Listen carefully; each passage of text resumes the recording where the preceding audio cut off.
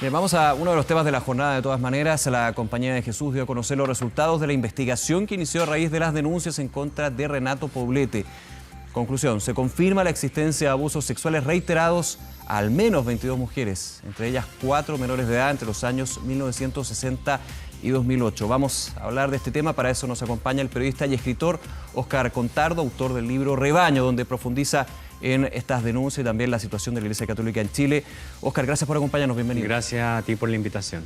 A ver, primero, ¿qué te deja este informe, estas conclusiones? Y tú que has sido bien crítico también de la estrategia comunicacional, de alguna manera, de la Compañía de Jesús, cuando se reciben las denuncias de Renato Poblete y también de otros miembros de la congregación. La constatación de que la Compañía de Jesús pasaba exactamente lo mismo que pasaba en el resto de la Iglesia Católica chilena, que es una cultura en la que los abusos han sido encubiertos sistemáticamente. La constatación además de que la Compañía de Jesús durante mucho tiempo tuvo una impecable actuación comunicacional como para aparecer públicamente como indemne frente a estas acusaciones. Desmarcándose del resto de la Iglesia, dando la sensación de que era una especie de islote a salvo de los escándalos de abuso. Un faro moral, algunos decían en algún minuto. Un faro moral. Un faro moral, y no lo era. Y esto viene a respaldar la idea de que no lo era y de que efectivamente pasaba tal cual, incluso cosas peores, pero que el control y el prestigio que se había armado la Compañía de Jesús a través de su obra de beneficencia y sus contactos sociales y públicos, digamos, le había ayudado a crear una armadura comunicacional. Me quedo con lo primero que tú decías, porque en Rebaño, de hecho, tú haces un análisis, una investigación bien acuciosa de los distintos grupos, la Iglesia Católica con congregaciones, los distintos grupos que comparten. Diócesis, etcétera. Y de alguna manera llegas a la conclusión que hay una institución, una sistemática modelo, de alguna manera, que va elevando el poder de algunos clérigos. Y que son finalmente los que o tienen denuncias que están en investigación o que se confirman finalmente. Hasta hace muy poco tiempo las denuncias primero eran tomadas como casos aislados. Eso ya se ve que no. Segundo, culturalmente se ponía énfasis en las víctimas. Las víctimas tienen ciertas características. Eso se ve que no. O los victimarios tienen ciertas características como casos aislados. Eso se ve que no, que tampoco. Son personas que el único mínimo común que tienen es ser hombres, varones religiosos, carismáticos, de distintas formas. En el caso de los jesuitas, tú hablabas de los liderazgos. Las acusaciones se han concentrado específicamente en sacerdotes y religiosos jesuitas con un liderazgo en la juventud, con un prestigio social, un prestigio que era el mismo que tenía Caradima, pero en otra dimensión, digamos, en otros ámbitos sociales. De los más desvalidos, los más pobres, claro. Ex capellán del Hogar de Cristo, en este caso. Claro. Renato Poblete. Había una cierta inmunidad social de esto por ese rol que tenían, el rol de beneficencia. Y digamos por el poder que tenía, porque Renato Poblete tenía muchísimo poder. Muchísimo poder, muchísimos contactos en el empresariado, entre los políticos. Las cenas de pan y vino eran una especie de gran cumbre del poder en Chile. Y ese poder vemos que lo manipulaba. Hay un tema que es el de los abusos, pero hay otro tema económico también.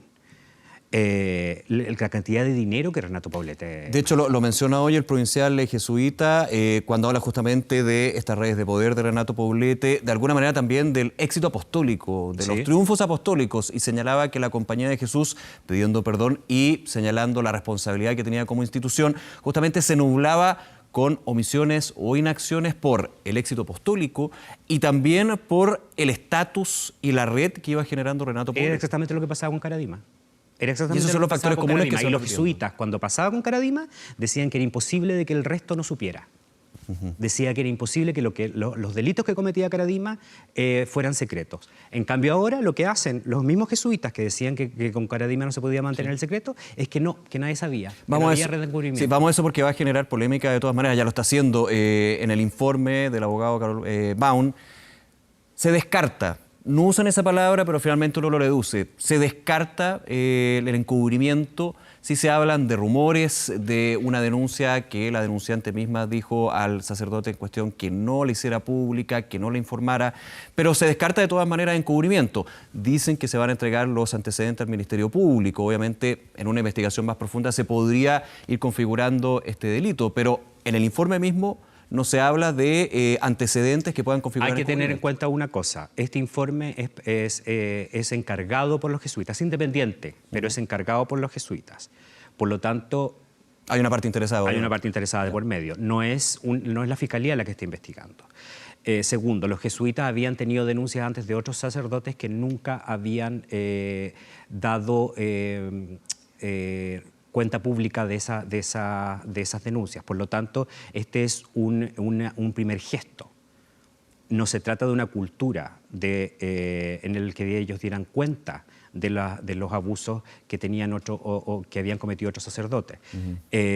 Otro aspecto es que son 22 acusaciones que aparecen ahí de personas que decidieron denunciar, pero hay muchas otras mujeres más.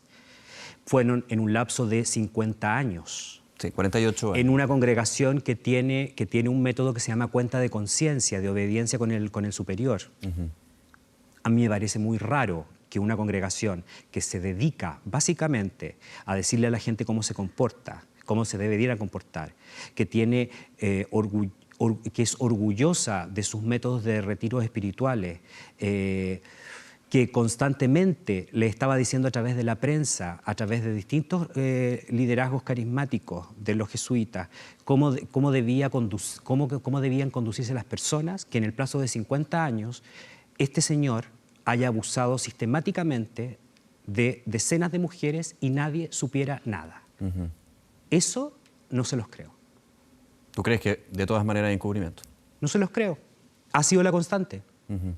Ha sido la constante con otros sacerdotes. Fue la constante con Guzmán Astaburuaga, fue la constante con Leonel Ibacache, fue la constante con Leturia. En ese punto hablabas tú también de Fernando Karadima y finalmente uno cuando ya ve estos informes, y de ahí te hago la pregunta, ¿cuál ha sido la diferencia en términos de este proceso al recibir las denuncias, en hacerse públicas de la Compañía de Jesús, los jesuitas, con respecto a otras congregaciones que también han tenido situaciones similares? La diferencia básicamente ha sido mediática. La relación que tienen los jesuitas con los medios de comunicación era directa, sigue siendo directa. La relación que tienen los jesuitas con editores, con el mundo político, con el mundo económico, es directa. Las denuncias, el provincial de los jesuitas estaba denunciado en la misma época que aparecían las denuncias con Karadima y nunca se supo nada. La prensa nunca investigó eso. Se conformaba con los comunicados de prensa que los mismos jesuitas redactaban. Los redactaban y los difundían el viernes en la tarde o en día sándwich o antes de un partido de fútbol. Esa diferencia ha sido fundamental. Lo que la prensa no ha hecho, lo que la prensa hizo con otras congregaciones, con otras diócesis y en otros casos no lo hizo con los jesuitas. La prensa además estaba cooptada por el premio Periodismo de Excelencia, que se entrega año a año. Nadie quería quedar mal con ese premio. La Universidad Alberto Hurtado. De la Universidad Alberto Hurtado, la Universidad de los Jesuitas. Aquí hay mucha gente que se tiene que hacer cargo de eso, especialmente en los medios. Tú hablabas también de los poderes, de otros poderes económicos, poderes políticos. Por ejemplo, lo que fue el cambio del parque de Renato Poblete. Por supuesto, o sea, tenía un parque este señor. Sí, claro. Una estatua. Tenía una estatua y lo querían hacer santo, que era lo mismo que pasaba con Karadima. Y en ese punto de la santificación terrenal, como podría decirlo yo, ese también es un factor que se va repitiendo en estos grandes liderazgos de las congregaciones de la Iglesia Católica chilena. Llegan a tener un poder... esto no solamente pasa en Chile, digamos, esta es una crisis global de la Iglesia. Lo que ha pasado en Chile es que en Chile ha sido extraordinario el nivel de crítica que ha tenido a pesar de ser un país latinoamericano católico, con una cultura muy católica. El nivel de poder que puede llegar a tener un sacerdote sobre una persona, sobre la conciencia de una persona, es incontrarrestable. No estamos hablando solamente de una coacción física, es un nivel de control que además se suma al nivel de control que significa el prestigio de la institución. El prestigio que la institución tenía en Chile, el prestigio que tenía después de la dictadura. ¿Para qué referirnos también al tema de los sacerdotes acusados de abuso que estaban en el entorno del cardenal Silva Enrique. Eso hacía muy improbable que cualquier persona, cualquier hijo de vecino pudiera denunciar esto, porque iba a ser inhibido, al menos, en la posibilidad de ser escuchado. De alguna manera, mostrar o dar indicios de esta doble vida. Era muy difícil. Era muy difícil. Estamos hablando de sacerdote ligado a la Vicaría de la Solidaridad, en este caso. Claro. Estamos hablando de un prestigio que se ganaron en un rol, pero santos yo creo que no existen. Hay otro tema también que se da el día de hoy con este informe. Ahora, quiero ir a otro punto que creo que es bien fundamental. Con este informe, con estas conclusiones, ¿qué crees que va para adelante? La Compañía de Jesús dice que, claro, va a entregar los antecedentes al Ministerio Público, pide perdón, ofrece su ayuda a las 22 denunciantes en este caso. Da a entender cuando uno lee entre líneas que podrían haber más. 22 son las que entregaron su testimonio con todo lo que eso involucra y con la tragedia y lo terrible que puede ser llegar a abrirse en ese sentido con un tema así. ¿Qué crees tú que sigue para adelante para la Compañía de Jesús, pero también para la Iglesia Católica Chilena, que ya tiene varias de estas y podrían venir La Iglesia más? no ha presentado ningún síntoma de transformación estructural en general. Sin una transformación estructural, esto no es una solución, porque lo que están haciendo ahora es enfrentarse o reaccionar cuando están acorralados. Es lo que han hecho siempre, es lo que han hecho hasta ahora. No han hecho ninguna transformación interna. ¿Cuáles cambios estructurales son necesarios a tu juicio? Su política sobre la sexualidad, el rol de la mujer, la relación del clérigo, del sacerdote con los seguidores, que es una relación totalmente desbalanceada. Una discusión sobre el celibato, por ejemplo, como ya se ha establecido. El Vaticano ha cerrado la puerta hasta es una de tantas. Yo no creo que el celibato sea un único cambio. Lo vemos en lo que pasaba una cura milagrosa. Con el diácono Hugo Monte. Sí. Él era diácono, él tenía familia. Y era exactamente el mismo patrón de abuso infantil en los sacerdotes célibes. O sea, el tema no es sencillamente el celibato. ¿Tener relaciones sexuales o no? Es mucho más profundo que eso. El tema es el rol que se le da a la sexualidad en la vida de estas personas. Y estas personas, el patrón que tienen constante es una sexualidad escindida de su vida. Son una persona aquí y otra persona totalmente distinta puertas adentro. Yo he escuchado, leído más bien de algunas congregaciones que se habla de ser más, tener un análisis más profundo con respecto a la selección de futuros sacerdotes. Es que a la hora de seleccionar a estas alturas no tienen por mucho, porque las vocaciones se han desplomado.